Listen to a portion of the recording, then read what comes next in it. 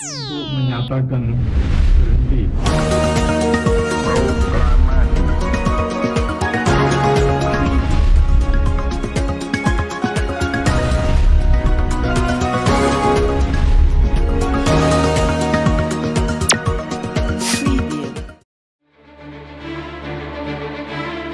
Kalau bilang bahwa 20% nih ke 8% itu tidak serta-merta langsung menaikkan pendapatan dari mitra sebenarnya.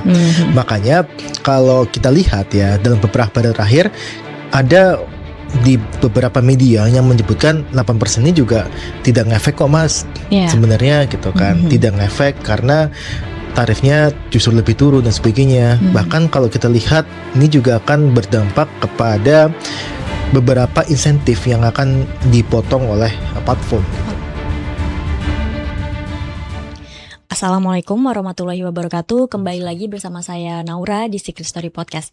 Teman-teman, mulai 1 Juli 2026 kebijakan baru mengenai potongan komisi aplikator Gojek untuk layanan Gojek online roda 2 resmi diberlakukan. Jika sebelumnya biaya aplikasi ini mencapai sekitar 20%, kini maksimal hanya 8%. Kebijakan ini disambut positif oleh banyak pengemudi karena dinilai dapat meningkatkan pendapatan mereka. Tetapi di sisi lain muncul pertanyaan mengenai bagaimana dampaknya terhadap model bisnis platform digital gitu ya, persaingan antar aplikator juga, tarif bagi konsumen, dan juga keberlanjutan ekosistem transportasi online di Indonesia. Lalu apakah kebijakan ini juga benar-benar menjadi solusi yang adil bagi seluruh pihak? Untuk mendiskusikan tentang hal ini telah bergabung bersama kami Direktur Ekonomi Digital Celios, Mas Nailul Huda. Terima kasih Mas sudah mau bergabung lagi nih bersama kami hari ini. Sama-sama Mbak Naura.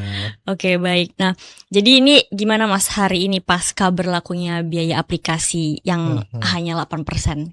Ya, ini saya perlu jelaskan dulu ya bahwa ojek online ataupun platform e-commerce lah ya, ataupun platform digital itu biasanya memiliki bentuk pasar berupa two-sided market. Apa sih two-sided market? Two-sided market itu adalah pasar yang dia mempunyai dua sisi konsumen. Nah, konsumen pertama adalah konsumen pelanggan akhir seperti kita biasanya. Nah, konsumen kedua adalah mitra driver itu sendiri.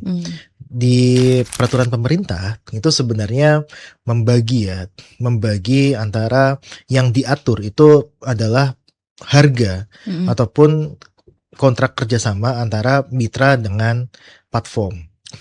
Kalau Mbak Nora tadi sampaikan ya 8%, 20% itu adalah harga yang terbentuk. Yang terbentuk itu berupa biaya perjalanan. Di dalam aturan sebenarnya itu diatur biaya perjalanan itu ada 80% itu bagi mitra drivernya, 20% itu bagi platform. Nah, itu yang disebut dengan komisi yang sekarang itu sudah turun menjadi 8%. Nah, kalau kita lihat ada dua aturan yang berbeda atau dua pembentuk harga yang berbeda. Yang pertama adalah platform komisi. Komisi platform itu dia berupa bisa saya sebut sebagai ad valorem atau percentage.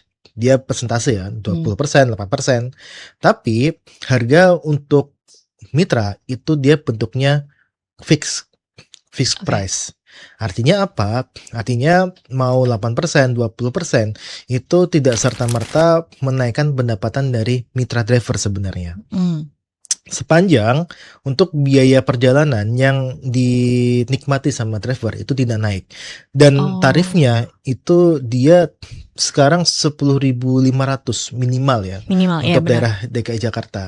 Nah, jarak terdekat tuh ya Mas? Iya, itu minimal. Jadi mau 2 kilo ya. Kalau lebih dari 3 kilo atau 5 kilo akan tambah lagi. Tapi minimal itu 10.500. Nah, itu sudah tarif dari mulai tahun 2022 sebenarnya Mbak Nora.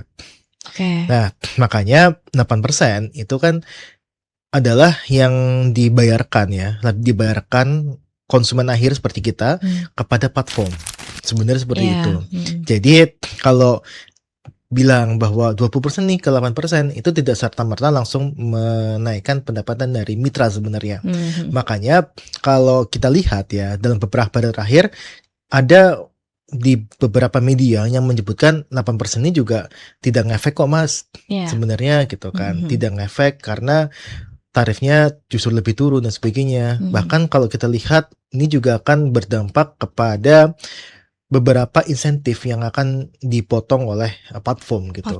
Nah, inilah yang saya maksud sebagai pemerintah harusnya memahami terlebih dahulu dari sisi pasarnya seperti apa, peraturan yang sudah ada seperti apa gitu kan. Nah, saya nggak tahu siapa yang membisiki presiden ketika 1 Mei benar ya, 1 Mei tahun 2026 kemarin yang menyebutkan di hari buruh itu potongan tuh 8% gitu. Nah, inilah yang harus dipikirkan pemerintah, menelaah lebih jauh gitu kan, bentuk pasar seperti apa, aturan yang asing seperti apa sebelum memberikan satu keputusan kebijakan yang menurut pemerintah baik gitu. Kita juga akui itu sangat baik sekali, tujuannya sangat baik sekali, tapi lagi-lagi untuk mencapai tujuan itu yang jadi masalah sebenarnya. Iya, betul. Tapi Mas kalau misalkan dilihat seberapa besar sih Mas dampaknya terhadap peningkatan pendapatan bersih untuk pengemudi gitu ya, para mitra pengemudi dengan ya maksimal 8% ini gitu. Ya. Nah, jadi gini Mbak, ilustrasi sederhana ya, ilustrasi sederhana. Tadi saya bilang 10.800 untuk minimal, ya kan. Katakanlah di 20% itu 13.000 ya. 13.000 tarif yang dibayarkan oleh Mbak Naura kepada mitranya, kepada platform lah gitu kan. 13.000 itu tetap aja yang dikasih ke mitra driver adalah 10.500. Karena aturannya menyebutkan fix price gitu kan. Nah, sedangkan ketika itu di 8% gitu kan, 8% itu juga tetap 10.500, yang berkurang adalah jatah untuk platformnya. Yang tadi kalau jatahnya kan berarti kan sekitar 2.500 ya. Itu mungkin sekitar hanya 1.000 sampai 1.500 saja gitu. Nah, itu sebenarnya yang terjadi sebenarnya. Jadi ya dari sisi konsumen itu bisa diuntungkan atau tidak kan? Karena platform itu juga ada biaya-biaya lainnya seperti platform fee dan sebagainya gitu kan yang ada di situ. Jadi pembentuk harga akhirnya tuh masih ada elemen-elemen pembentuk cost lainnya gitu. Nah, inilah yang kita sebut tadi ya. Misalkan itu dari 20 ke 8%, itu tidak serta-merta langsung menaikkan pendapatan dari driver itu. Karena sebenarnya yang dibutuhkan adalah kenaikan dari biaya perjalanan. Ya, perjalanan inilah yang tidak naik dari tahun 2022. Makanya ketika ada wacana kenaikan di tahun lalu ya masalah ya, kenaikan harga itu saya mendukung 100%. Karena apa? Karena ya asalkan ini ya dengan batas tertentu ya. Kalau kenaikannya 30% juga nggak dukung juga. Tapi kalau kenaikannya setara dengan inflasi misalkan, itu which is itu make sense sebenarnya. Dan itu akan membuat tambahan pendapatan bagi driver sebenarnya. Alih-alih tadi menurunkan dari 20 ke 8%, lebih baik untuk menaikkan biaya perjalanan yang memang itu langsung dinikmati oleh mitra driver. Nah Mas, tapi kalau untuk kebijakan ini itu kan berarti belum sebulan lah ya Mas ya, masih tanggal 1 kemarin kan. Kalau pengaruh kebijakan ini terhadap strategi bisnis gitu ya dan profitabilitas online gitu ya, platform transportasi online sebagai perusahaan teknologi, ini gimana Mas sudah melihatnya? Ya pasti akan kembali lagi kepada platformnya ya, akan beradaptasi seperti apa. Nah, yang kalau kita lihat sebenarnya ini kan masalah potongannya. Nah, ada beberapa opsi sebenarnya. Saya sudah mengatakan ke beberapa media sebenarnya, itu terkait dengan opsi-opsi yang bisa diambil oleh para platform penyedia transportasi online, khususnya untuk roda 2 ya. Karena kan yang diatur 8% kan roda 2 doang kan. Nah, mereka bisa aja pivot itu bukan menggunakan sistem seperti sekarang percentage itu, tapi menggunakan sistem subscriber. Itu ada sebenarnya satu platform ya di Singapura, India itu dia sudah menggunakan sistemnya subscriber. Jadi tidak dipotong dari setiap transaksi yang dilakukan oleh mitra, tapi dipotong ataupun dibayarkan setiap hari atau setiap seminggu sekali gitu, berupa kayak tiket masuk. Iya. Nah, itu ada yang seperti itu. Makanya kalau saya lihat sebenarnya dari sisi adaptasinya itu akan berbeda, bermacam-macam dan sebagainya lah. Ada yang juga mungkin bisa menerapkan juga 8% potongannya dengan dia menaikkan biaya platform dan sebagainya untuk bisa menutupi dari pengurangan komisi tadi. Nah, tentu ini kembali lagi ke platformnya juga gitu kan. Karena gini Mbak, karena pasti ya, ini kan platform ini kan bukan perusahaan notabene yang dia non profit gitu kan. Dia kan juga butuh profit gitu kan. Nah, ketika profit ini dia bisa kita bilang lah ya diatur sedemikian rupa sama pemerintah, tentu mereka akan mencari jalan keluar gitu kan, bahwa oh ini ada potensi untuk masuk ke A, masuk ke B, sebagainya gitu. Dan kita juga melihat kayak Grab, kayak GoTo, ya Gojek ya dengan GoTo-nya gitu kan. Itu kan merupakan perusahaan publik gitu kan. Bahwa di situ kan dilihat kinerjanya seperti apa. Kinerja dalam menghasilkan laba seperti apa. Karena mereka juga bertanggung jawab juga kepada investor mereka. Nah, ini yang saya lihat sebenarnya mereka akan melakukan beberapa langkah gitu kan. Kalau tadi nggak menetapkan seperti tadi yang saya bilang pakainya tiket masuk seperti itu, atau subscribe seperti itu, atau mungkin mereka akan menaikkan beberapa, ya bisa kita bilang fee yang di luar biaya perjalanan lah ya. Nah, mereka juga bisa menetapkan ataupun melakukan efisiensi yang diberikan kepada mitra. Nah, saya lihat sebenarnya ada beberapa ya program lah ya, baik itu Grab maupun GoTo, dia memiliki program-program yang memang dia menyasar langsung kepada mitra sebagai penerima manfaatnya. Nah, saya rasa itu juga akan berpengaruh ke sana gitu. Nah, kenapa saya ke sana? Karena bagi mereka kan juga harus memaintain pengguna akhir seperti kita gitu kan. Mereka kalau menaikkan terlampau besar, itu juga kita akan bisa pindah dan malah merugikan mereka dalam jangka menengah dan panjang. Makanya kita mungkin akan difasilitasi dengan promo-promo dan sebagainya gitu kan. Tapi promo itu diambil dengan cara mengefisiensikan benefit yang diterima oleh mitra. Dan itu satu langkah yang menurut saya juga sangat logis ketika mereka ya dikurangin pendapatan dan sebagainya gitu kan. Karena perusahaan itu kan pasti akan berbicara terkait dengan bagaimana efisiensi biaya dan juga bagaimana maksimalkan keuntungan gitu. Betul, karena memang kan saya juga pakai tuh ya Mas aplikasi itu kan juga kalau misalkan beberapa tahun yang lalu ada sih biasanya promo, tapi nggak setiap hari. Nah kalau sekarang tuh hampir tiap hari tuh Mas ada, jadi kayak dia memberikan pilihan ke kita gitu ya sebagai konsumen, kayak promo atau yang faster, apa sih, cepat gitu ya. Jadi cuma beda berapa ribu gitu kan. Kayak gitulah ya Mas contohnya. Nah, mungkin saya sampaikan juga bahwa sebenarnya dari peraturan yang akan dikeluarkan soal 8% itu ya, kita juga melihat harusnya juga pemerintah tidak mengurangi porsi ketika kita bicara terkait dengan jaminan sosial. Nah, mungkin ada penanya mungkin dari Naura ya, tapi saya coba jelaskan terkait dengan jaminan sosial ini. Kenapa sih saya concern itu kan? Karena masih sedikit sekali untuk mitra driver ini yang dia mempunyai jaminan sosial, baik itu BPJS Kesehatan ataupun BPJS Kecelakaan Kerja. Itu masih sangat minim. Nah, kita dorong sebenarnya ketika tadi ya dari pemerintah misalkan ataupun dari platform gitu kan, itu harus mempunyai tanggung jawab untuk bisa memenuhi jaminan sosial bagi para mitranya gitu.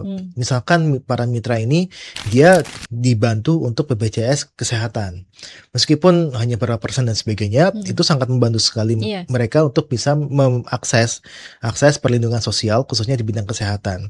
Begitu juga dengan jaminan kecelakaan kerja gitu kan.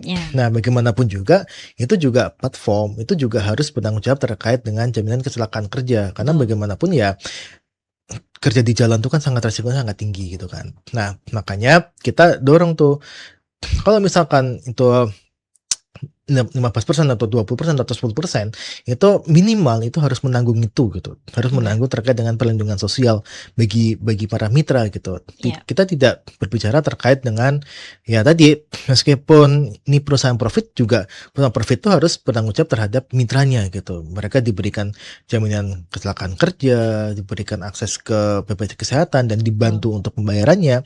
Itu akan sangat bagus sekali gitu. Nah, makanya kita sangat concern sekali di peraturan peraturan yang terbaru yang akan dikeluarkan nanti itu kita berbicara terkait dengan perlindungan sosial bagi mereka. Karena itu yang jadi penting gitu, Mbak.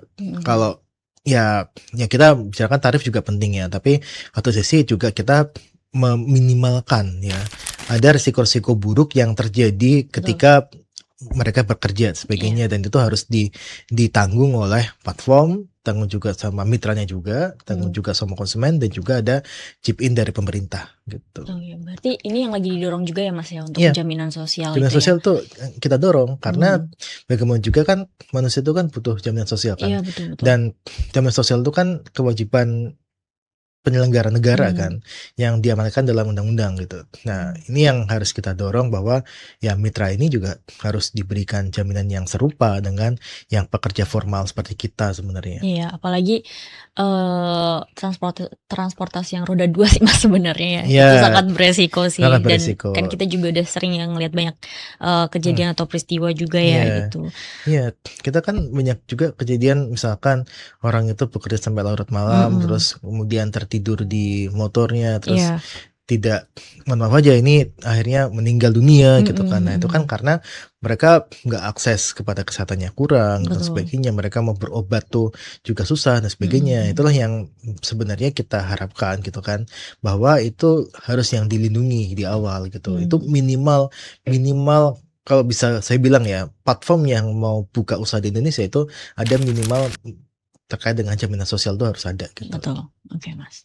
Nah, Mas, tadi kalau misalkan itu tadi dari pihak driver gitu ya, Mas ya.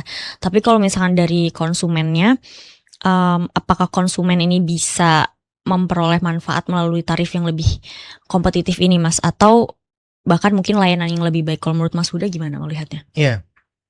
Yang pasti gini, saya tadi sampaikan sebenarnya pasti dari satu sisi platform ini akan berlomba-lomba untuk tetap menjaga sisi konsumen, sisi penumpang lah, sisi penumpangnya. Karena apa? Karena itu akan sangat pengaruh sekali terhadap pendapatan mereka gitu kan. Naik turunnya permintaan itu sangat berpengaruh terhadap pendapatan dari platform itu sendiri. Yang pertama seperti itu. Nah, yang kedua adalah sebenarnya kalau kita lihat dari skema tadi ya, dari 20% ke 8%, itu kalau tidak ada perubahan di dalam biaya-biaya lainnya, itu sebenarnya tarif harga harusnya lebih murah gitu. Tapi karena permintaannya tadi, saya 15.000 aja saya mau kok gitu kan. Nah, pasti kan platform juga bilang, ini 15.000 aja dia mau kok, ngapain saya dikurangin, akhirnya menaikkan biaya platform dan sebagainya. Karena permintaannya di situ, titik permintaan harganya di situ. Nah, maka kalau saya bilang sebenarnya di sisi konsumen itu lebih, kalau saya sih lebih tidak terpengaruh dari adanya 8% ke 20% ke 8% ya. Tapi yang akan kita dapatkan itu adalah terkait dengan bagaimana ketika si driver ini dia ogah-ogahan misalkan.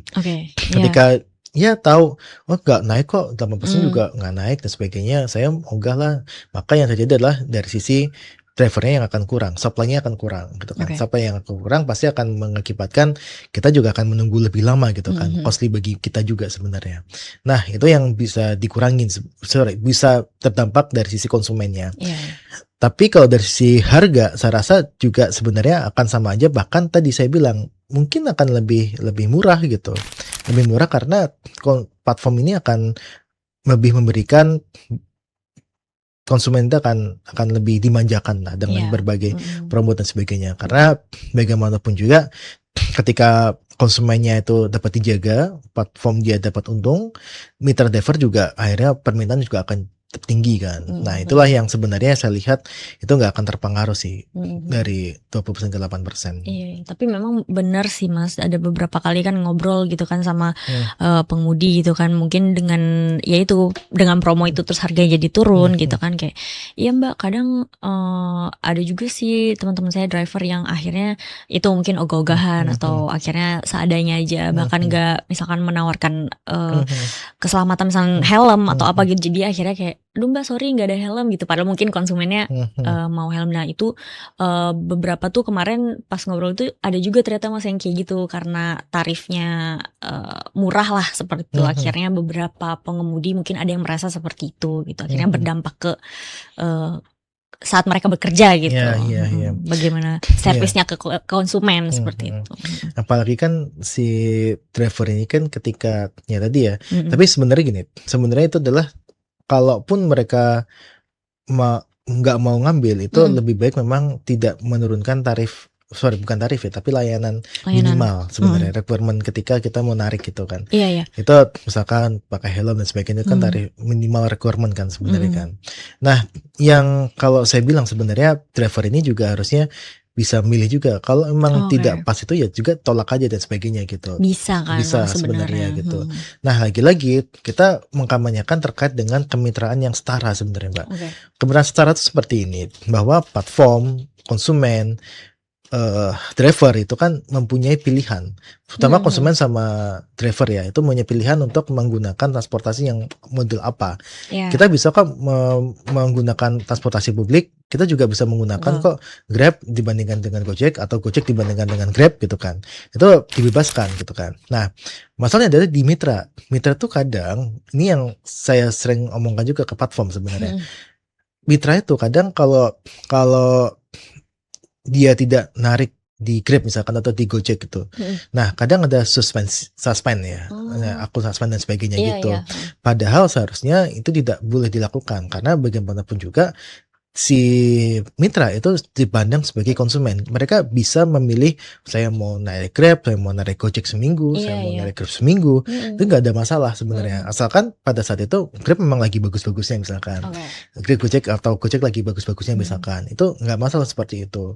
Dan ini yang dulu kita perjuangkan gitu kan. Dulu itu driver itu hanya boleh satu. Gojek aja ya, tukang Grab aja gitu. Nah, sekarang udah bisa banyak, bahkan mereka bisa ngambil juga yang platform di luar dua besar itu ya. Itu yang menurut kita itu adalah perubahan yang cukup signifikan. Nah, tapi lagi-lagi itu kalaupun misalkan driver itu dia tidak mau narik dengan Grab pada 1 minggu, itu seterusnya nggak ada masalah. Dan ini yang tengah kita perjuangkan juga, bahwa tidak ada suspend yang memang berdasarkan pada jam kerja. Karena jam kerja itu kalau secara kultur kan dia kan gig worker itu kan bebas ya, mau kerja seperti apa aja kan. Misalkan kayak saya lah gitu kan. Saya ya kerja bebas aja gitu kan. Saya mau malam mau garap presentasi atau mau garap laporan dan sebagainya gitu kan. Nah, itu sama seperti itu. Nah, kita berharap bahwa nanti peraturan itu dia tidak mengatur jam kerja dan juga tidak memberikan kewenangan lebih bagi platform untuk memberikan suspend ya, ataupun ya putus kontrak dengan mitra driver gara-gara hanya jam kerja saja gitu. Atau berarti sebelumnya ada Mas yang kayak gitu ya? Ada beberapa cerita itu yang dia tidak narik berapa hari kemudian disuspend sebagainya, ataupun ya tadi algoritmanya dia nggak mendukung ke sana dan sebagainya. Dan ada juga yang paling aneh ya sebenarnya, itu adalah tarif untuk bisa gacor misalkan. Kan ada tuh ya kan, misalkan dia bayar berapa drivernya gitu kan, padahal driver itu dia harusnya memiliki yang sama, kesempatan yang sama, tidak berdasarkan dari apa yang mereka bayar, tapi dari bintang yang mereka terima dari konsumen. Misalkan saya memberikan bintang 5 dan sebagainya, tentu harusnya dia akan lebih baik ketimbang dia yang bintangnya 3 atau 4 gitu kan. Dan mereka harusnya mendapatkan orderan yang lebih banyak nih yang bintang 5 ini dibandingkan dengan yang 3, 4 kan.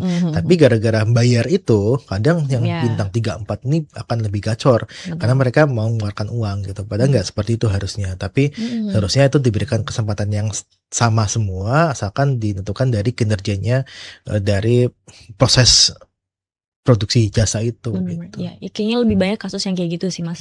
Apalagi misalkan kalau di kalau yang mobil ya biasanya itu, karena kayak iya Mbak, apa namanya, karena ini jaraknya jauh dan apa harus isi bensin harus segala macam gitu, jadi udah habis di situ gitu Mas.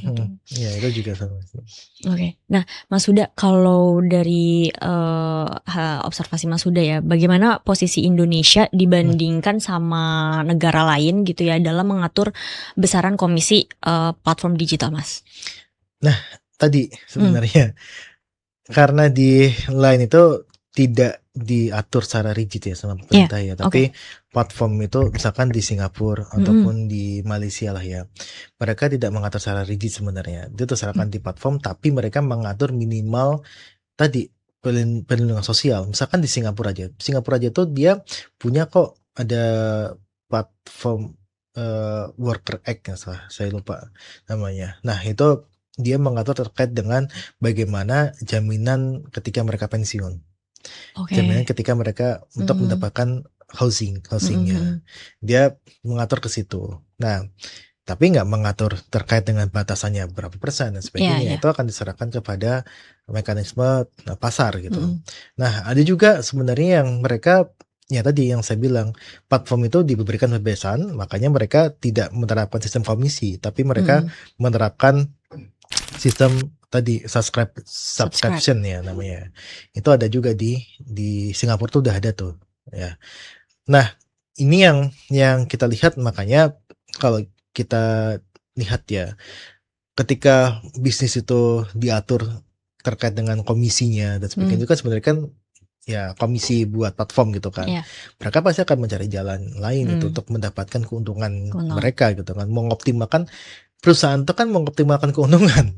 Ya kan. Nah, kalau kita bicara ekonomi ya, bicara ekonomi itu perusahaan itu mengoptimalkan keuntungan. Nah, ketika keuntungannya itu tidak optimal, maka mereka akan cari jalan lain. Tadi misalkan menaikkan platform fee dan sebagainya gitu kan. Yang pada akhirnya enggak akan berdampak juga kepada pendapatan driver. Tadi makanya saya bilang pendapatan driver itu nggak tentu naik kok, karena dari sisi itu pasti mereka akan melakukan efisiensi dan sebagainya gitu. Nah inilah yang saya sebutkan bahwa di negara itu tidak ada, tapi yang jelas mereka mengatur terkait dengan minimal social safety net. Nah itulah yang dorong tuh seperti itu. 10%, 15%, 20%, 8%, tapi nggak ada social safety net bagi driver kan semua cuma gitu kan. Makanya yang kita dorong mereka harusnya terlindungi semua lah. Kan bapak-bapak, kenapa kita masih, saya miris juga kan, ada yang masih tetap kerja gitu kan, walaupun sakit dan sebagainya. Mereka mungkin nggak bisa mengakses kesehatan dan sebagainya gitu kan. Terus mereka juga nggak punya tabungan dan sebagainya. Itu juga harusnya jadi satu concern juga gitu. Misalkan pemerintah, yang kita dorong juga tuh sebenarnya pemerintah tuh ataupun platform lah ya, itu, dan pemerintah itu menginisiasi terbentuknya koperasi. Kita mendorong itu untuk masuk sebenarnya. Jadi nanti mitra-mitra ini mendirikan koperasi. Koperasi itu akan ada dana abadi lah misalkan. Dana abadi itu kan kalau diinvestasikan ke misalkan deposito dengan 7% gitu kan. Taruhlah berapa miliar gitu kan situ kan. Itu uang itu bisa diputarkan untuk kesejahteraan dari mitranya gitu kan. Bisa juga untuk diberikan untuk insurance health misalkan, bisa ke sana gitu. Makanya kita nggak concernnya tuh bukan di potongannya, tapi justru kepada minimal social safety netnya seperti apa nanti akan di reach sama pemerintah gitu. Karena itu yang penting gitu. Kita bicara terkait dengan dia pendapatannya 100-200 ribu dibandingkan dengan 400 ribu per hari misalkan ya. Tapi 400 ribu ini nggak dapat social safety net juga percuma gitu kan. Ketika ada kecelakaan, ketika ada kesehatan gitu kan, mereka juga akan habis juga. Tidak ada jaminannya soalnya. Tidak ada jaminannya kan. Makanya kita harapkan tuh ada skema-skema dan dorongan ke sana gitu. Social safety net ini yang paling utama. Apalagi kalau misalkan ada uang pensiun gitu. Itu sangat-sangat bermanfaat sekali bagi mitra sebenarnya. Nah, Mas Huda, kalau dari pandangan Mas Huda, tantangan terbesarnya gitu ya Mas dalam memastikan yaitu keseimbangan kepentingan antara ya pemerintah gitu ya, aplikator, pengemudi dan konsumen, ini apa sih Mas? Kalau untuk hari ini? Untuk hari ini ya. Sebenarnya kesetaraan sih. Kesetaraan itu harus diperbaiki misalkan. Misalkan kan kita kan boleh memiliki beberapa platform gitu kan. Mereka juga bisa sekarang. Gitu kan. Nah, kita boleh kok nggak menggunakan itu 3 hari. Kita boleh kan nggak menggunakan aplikasi ojek online tuh berapa sebulan juga nggak apa-apa gitu kan. Nah, mitra juga seharusnya juga diberikan hak yang sama gitu kan. Terus kemudian si konsumen itu juga setara dalam hal mereka mendapatkan layanan gitu kan. Nah itu juga kita memang kampanyenya adalah terkait dengan kesetaraan itu, bahwa mitra konsumen itu mendapatkan hak yang setara ketika dan kewajiban yang setara juga pastinya kan. Nah, kemudian kalau kita lihat dalam hari-hari ini sebenarnya yang kita dorong itu adalah dari sisi social safety net bagi mitra, pasti tadi yang saya sebutkan ya. Terus kemudian dari sisi konsumen itu juga kepastian terkait dengan ya tadi harga, misalkan ya, harga itu kalau saya rasa sebenarnya gini, harga itu bagi konsumen ketika itu diberikan diskon lah ya dan sebagainya, itu kan bukan harga yang sebenarnya kan dan sebagainya kan. Nah, saya takut ya sebenarnya ketika harganya itu normal dan sebagainya, apakah memang permintaannya masih ada gitu kan. Meskipun saya rasa juga kita juga sangat bergantung lah pada ojek online gitu kan. Nah, yang kemudian yang kalau saya lihat itu adalah bagaimana pemerintah ini menyeimbangkan dari sisi harga ya. Berapa sih yang availability to pay-nya konsumen berapa gitu kan. Willingness to pay-nya berapa gitu kan. Terus kemudian driver itu berapa sih harusnya yang didapatkan gitu kan. Apakah memang 10.500 atau memang 2.500 per kilo dan sebagainya, itu harus dihitung secara transparan gitu kan. Dan kemudian platform juga sebenarnya juga harus terbuka juga soal bagaimana mereka membentuk harganya seperti apa, 8% dan sebagainya.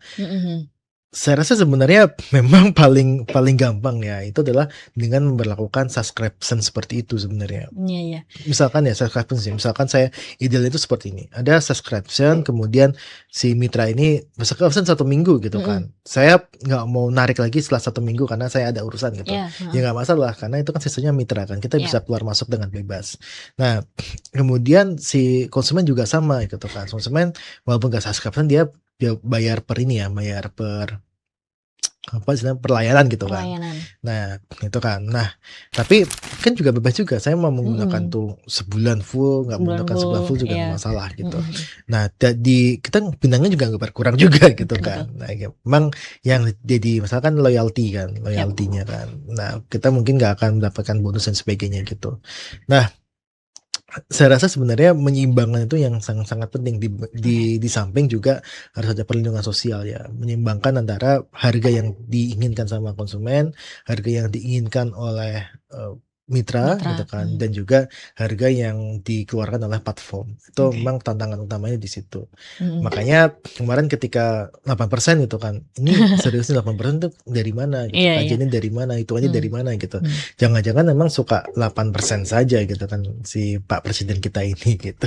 Oke Mas. Nah, Mas Huda, ini mungkin pertanyaan terakhir nih Mas yang mau ditanyain. Dalam jangka panjang, menurut Mas Huda, apakah kebijakan ini akan menciptakan ekosistem transportasi online yang lebih sehat dan berkelanjutan, atau gimana Mas? Iya, tentu ketika kita bicara terkait ini sudut pandang bisnis ya. Sudut pandang bisnis itu adalah ketika dia keuntungannya diatur, itu pasti secara jangka menengah dan panjang itu mereka susah sustain. Sebenarnya seperti itu. Nah, tapi yang jelas adalah bagaimana menyeimbangkan permintaan. Nah, karena kan ada bisnis yang dia keuntungan dari satu kali transaksi itu banyak. Ada yang dia mainnya di quantity sebagainya gitu kan. Nah, sebenarnya nanti akan mengarahnya ke sana. Model bisnisnya akan seperti apa gitu. Apakah dia akan di quantity atau dia akan main untuk profit per transaction gitu. Istilahnya seperti itu. Nah, itu akan mengarahnya mungkin akan lebih banyak mengarah kepada bermain soal quantity gitu kan. Tapi quantity pun ada batasnya juga karena kan permintaan itu kan nggak selalu naik kan. Nah, itu akan sangat tergantung dengan harga dan sebagainya gitu.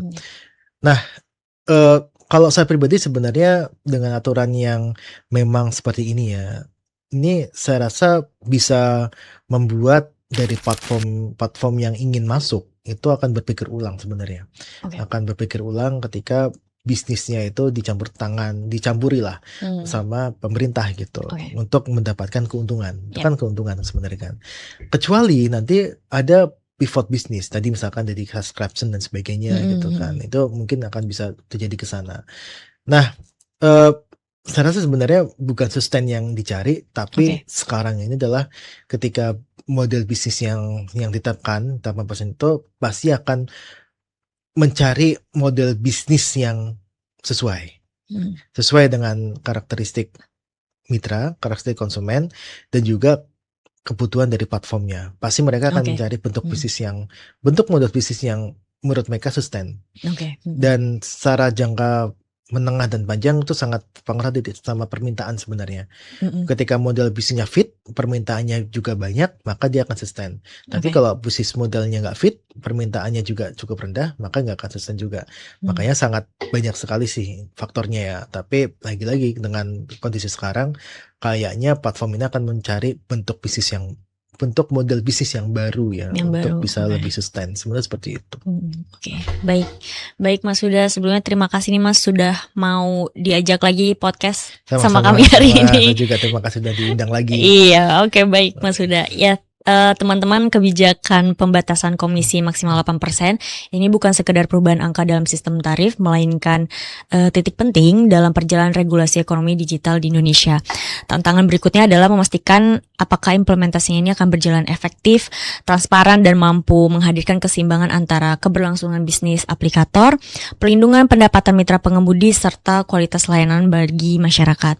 Pada akhirnya, keberhasilan kebijakan ini akan diukur bukan hanya dari besarnya komisi yang dipotong, tetapi dari seberapa jauh ia mampu menciptakan ekosistem transportasi digital yang lebih adil, kompetitif, dan berkelanjutan.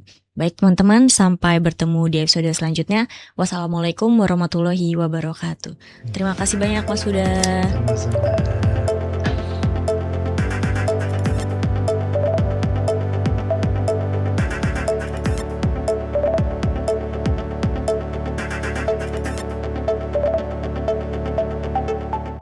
Untuk menyatakan berhenti.